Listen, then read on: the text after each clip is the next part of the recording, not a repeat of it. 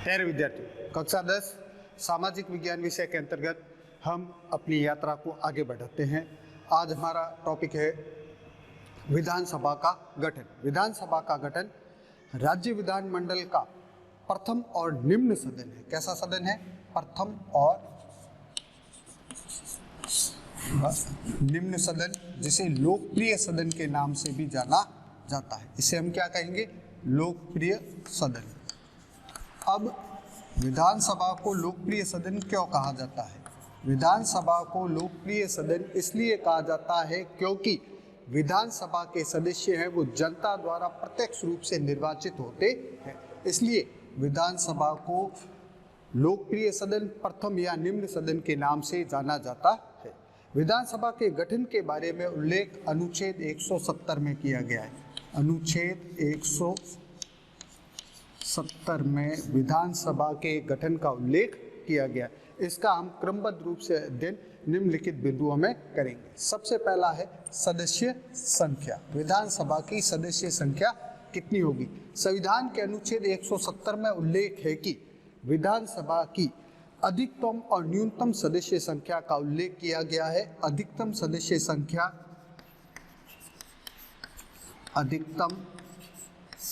संख्या 500 हो सकती है और न्यूनतम सदस्य संख्या 60 हो सकती है। अधिकतम सदस्य संख्या 500 और न्यूनतम सदस्य संख्या 60 होगी। किंतु भारतीय संविधान में इस संबंध में कुछ अपवाद भी है। ये अपवाद है 4 राज्यों में। 4 राज्यों में अपवाद की स्थिति है। ये 4 राज्य कौन कौन से हैं आपको मैं विस्तार से बता देता हूं। इसमें सबसे पहला है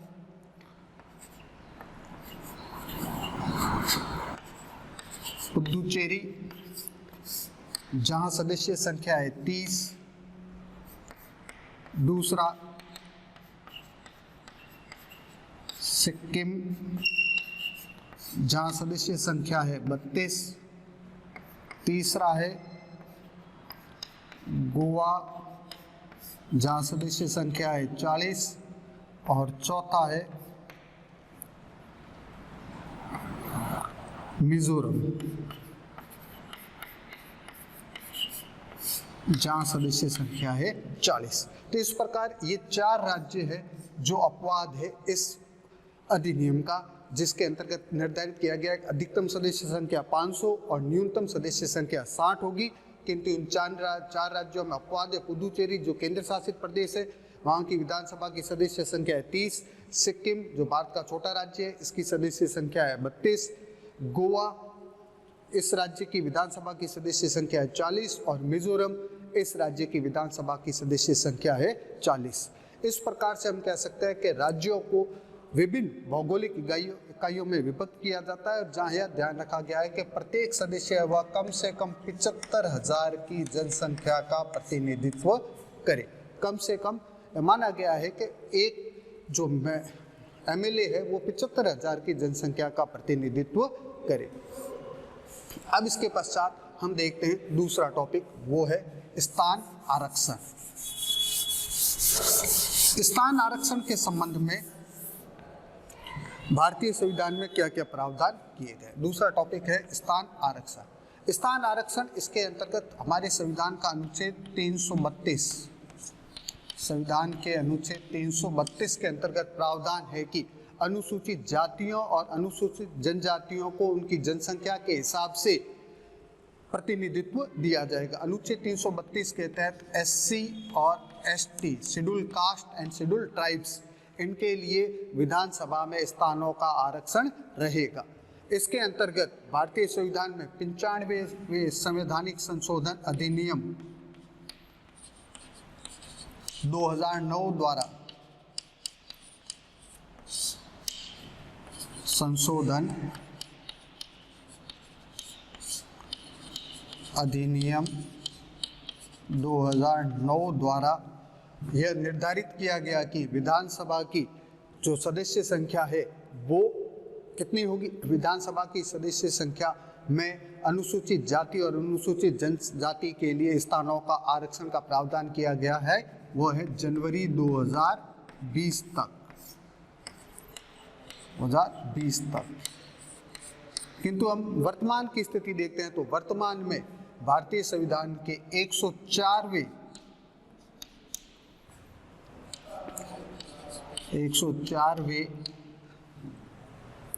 संवैधानिक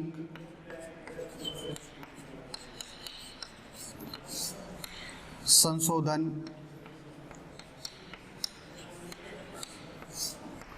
अधिनियम 2019 के द्वारा जनवरी 2030 तक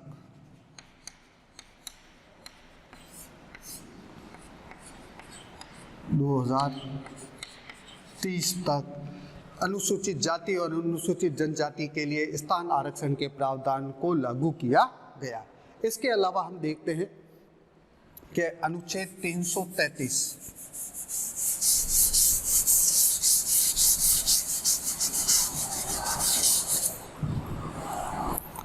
अनुच्छेद 333 के तहत आंग्ल भारतीय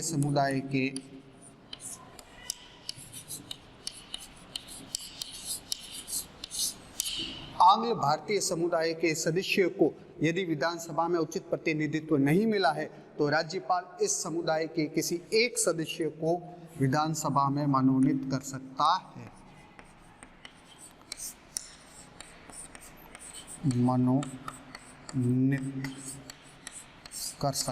है। किंतु 104वें संवैधानिक संशोधन अधिनियम 2019 के द्वारा इस प्रावधान को इसमें लागू नहीं किया गया है। तो इस प्रकार हम देखते हैं अनुच्छेद 332 के तहत अनुसूचित जाति और जनजाति के लिए स्थान आरक्षण का प्रावधान है और अनुच्छेद 333 के तहत आंग्ल भारतीय समुदाय के लिए स्थान आरक्षण का प्रावधान विधानसभाओं में किया गया है। अब हम अगला टॉपिक देखते हैं, वो है निर्वाचन पद्धति।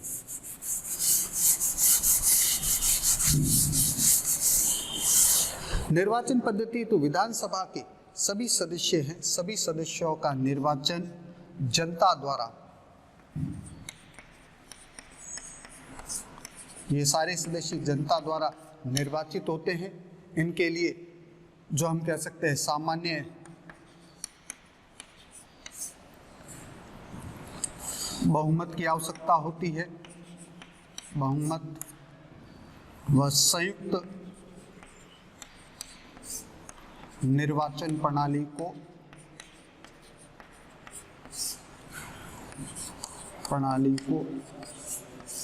अपनाया जाता है और सभी स्थान है वो एकल सदस्य रहते हैं। सभी स्थान कैसे हैं? एकल सदस्य, यानी कि प्रत्येक निर्वाचन क्षेत्र से एक सदस्य ही निर्वाचित होकर आता है।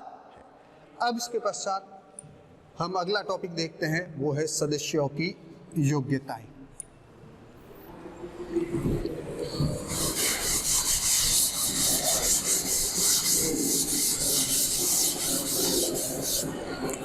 सदस्यों की योग्यताओं के लिए हम देखते हैं कि भारतीय संविधान के अनुच्छेद 173 में विधानसभा के सदस्यों की योग्यताएं निर्धारित की गई है। वो योग्यताएं निम्नानुसार है कि जैसे वह भारत का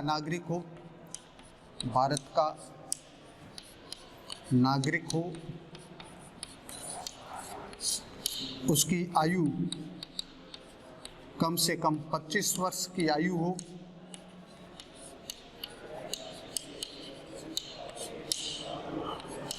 वह भारत सरकार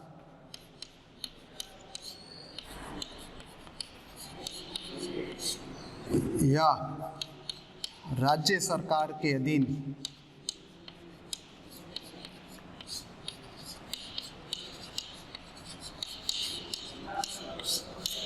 लाभ का पद धारण किए वह न हो। चौथा हम देखते हैं पॉइंट, वह किसी न्यायालय द्वारा पागल या दिवालिया घोषित न हो। और पांचवा पॉइंट हम देखते हैं कि वह संसद व राज्य विधानमंडल व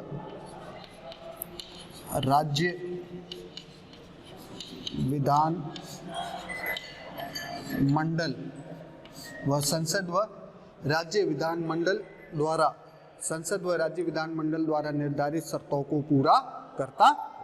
अब इसके पश्चात हम देखते हैं कि विधानसभा की सदस्यता का अंत किस प्रकार हो सकता है। विधानसभा की सदस्यता का अंत के लिए हम देख सकते हैं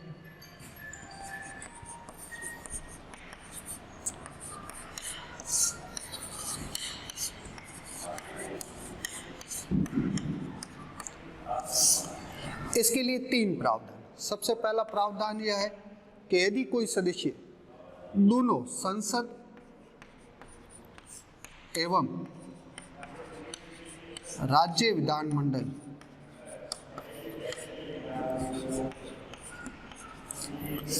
दोनों का सदस्य एक साथ निर्वाचित होता है तो उसे दोनों में से किसी एक सदन की सदस्यता से त्याग पत्र देना होगा। पहली शर्त इसी के अंतर्गत यह है कि वह राज्य विधानमंडल के दोनों सदनों विधानसभा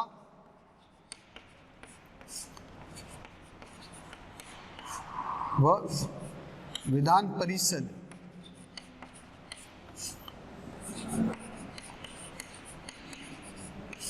इन दोनों सदनों का सदस्य निर्वाचित होता है तो उनमें से किसी एक सदन की सदस्यता से उसे त्याग पत्र देना होगा। तो यह पहली शर्त है कि वह संसद का या राज्य विधानमंडल का सदस्य एक साथ नहीं रह सकता, दोनों में से किसी एक सदन की सदस्यता ग्रहण करेगा। दूसरा, इसी का जो उप प्रावधान है वो है कि यदि वह राज्य विधानमंडल के दोनों ही सदनों का सदस्य निर्वाचित होता है तो उसे दोनों में से किसी एक सदन की सदस्यता से त्याग पत्र देना होगा। दूसरा प्रावधान यह है कि यदि सदस्य सदन की अनुमति के बिना उसकी बैठकों से लगातार 60 दिन तक अनुपस्थित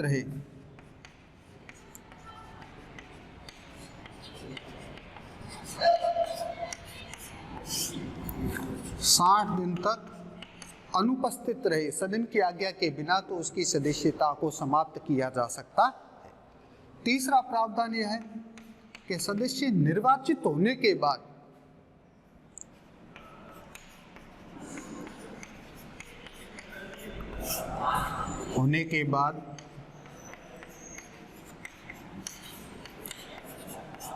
निर्धारित योग्यता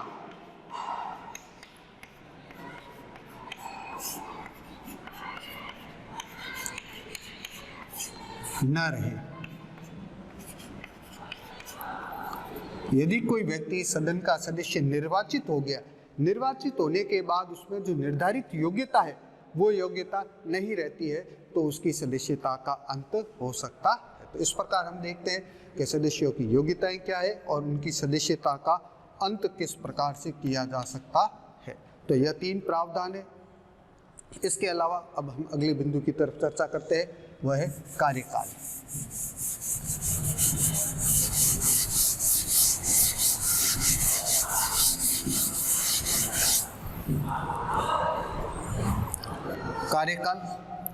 विधानसभा का कार्यकाल सामान्यतः 5 वर्ष की अवधि के लिए है। सामान्यतः इसका कार्यकाल कितना है? 5 वर्ष। 5 वर्ष के लिए विधानसभा कार्यरत रहती है। यदि संविधान के प्रावधान अनुच्छेद 352,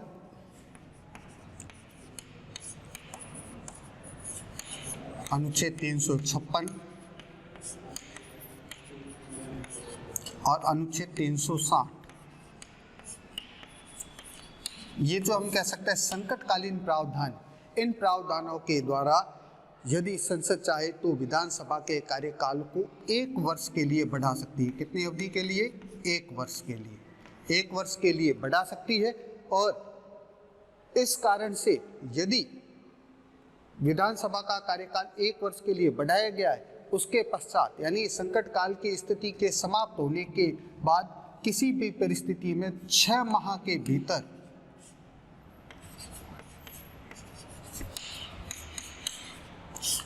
नई विधानसभा के लिए चुनाव करवाए जाएंगे। यानी कि एक बार फिर समझ लीजिए आप इसको कि सामान्यतः कार्यकाल 5 वर्ष है, लेकिन संसद आप राष्ट्रीय आपातकाल अनुच्छेद 352-56 जो 56 है वो राज्यों के लिए राष्ट्रपति शासन जिसे कहा जाता है, अनुच्छेद 360 जिसे वित्तीय आपातकाल के नाम से जाना जाता है, इन प्रावधानों के द्वारा विधानसभा के कार्यकाल को 1 वर्ष के लिए बढ़ा सकती है और आपातकाल की समाप्ति के 6 माह के भीतर नई विधानसभा के चुनाव करवाने अनिवार्य होंगे। अब इसके बाद हम अगले बिंदु की तरफ देखते हैं। वो अगला बिंदु है पदाधिकारी।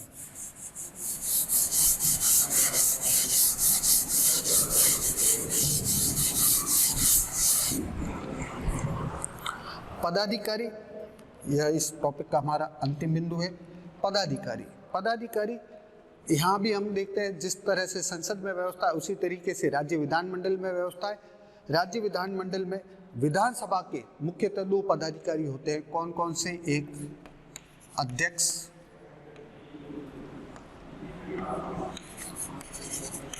और दूसरा उपाध्यक्ष। 2 पदाधिकारी होते हैं, अध्यक्ष और उपाध्यक्ष। इनका निर्वाचन विधानसभा के सदस्य अपने में से ही करते हैं।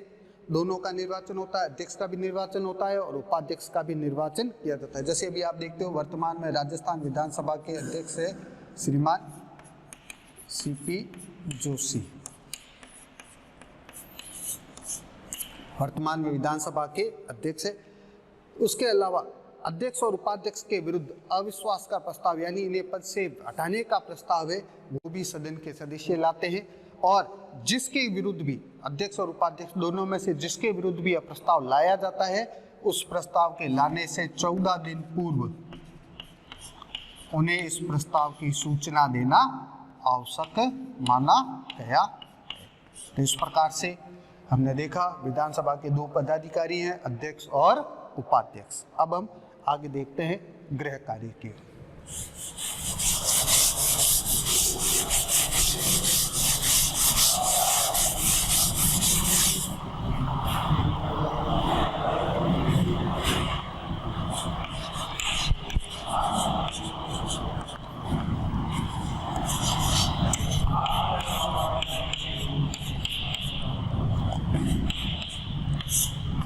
होमवर्क में आज आपको सबसे पहला प्रश्न करना है।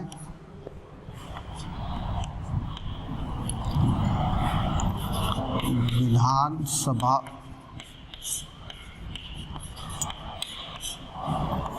के सदस्यों की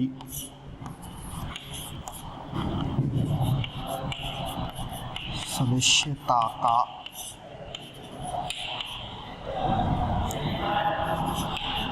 अंत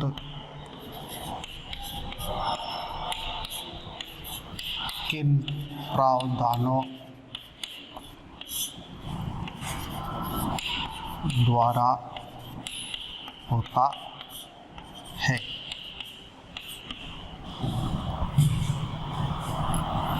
प्रावधानों द्वारा होता। और दूसरा प्रश्न आप करेंगे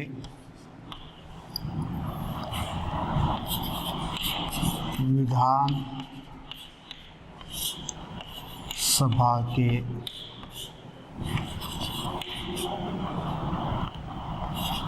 गठन की प्रक्रिया बताइए।